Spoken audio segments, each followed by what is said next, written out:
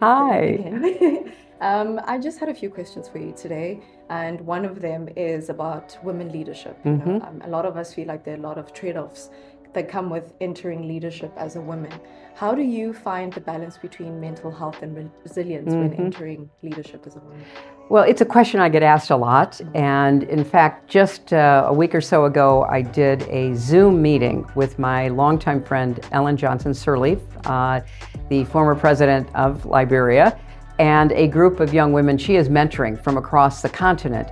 And we talked about how it is harder to be a woman in public life. Let's be honest about that.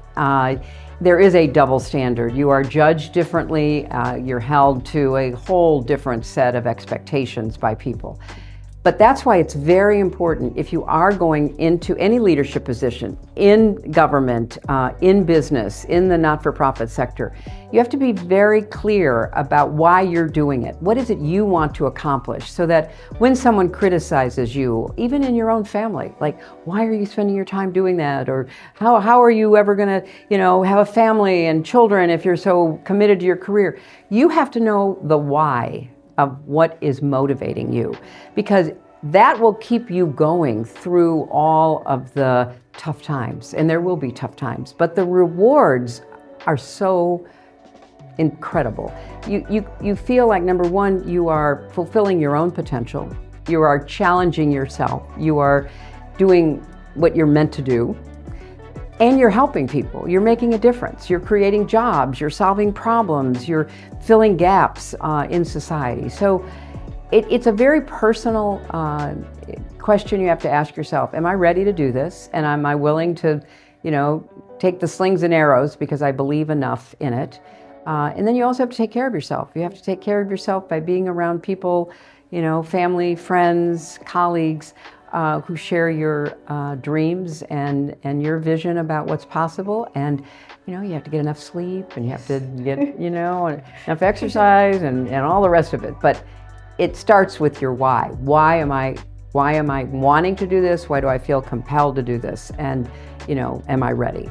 It's a book I read by Simon Sinek, Start With Why, and it speaks exactly about that. The why is the anchor of all of it. But you also touch on choice. I think a lot of work has been done, especially with democracy, to make sure women have the choices to make these choices for themselves. Should you choose to be a mother? Should you choose to be a leader?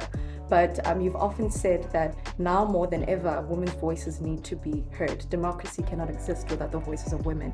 What are the next steps or critical steps that we ensure that we protect that democracy as a whole, but also ensure that women have the voices and the seat at the table to actually have their voices heard? That's a really important set of questions, because we are seeing pushback on democracy, which goes hand in hand with pushback on women's rights and opportunities, their choices.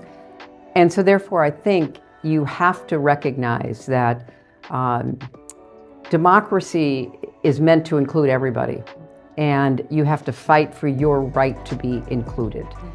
And you have to be willing to support people, women and men, who will stand up for you and will not want to turn the clock back on you and other women, because that's what's happening now, and I see it all over the world. So it's an especially important time for people who are fighting for democracy, whether it's in the United States or anywhere in Africa, and people who are fighting for women's equality and women's rights and women's empowerment, to make common cause. And it's really a moment for voices to be heard, because the voices that are trying to turn the clock back are very loud. They dominate online. We have a number of strongmen leaders right now who are undermining women's progress. So we have to do more to band together so that we amplify our voices and we can be heard in the debate about democracy and women's rights. Thank you so much for your time. I know you have a lot to Thank you. So good to see you. Good to see you.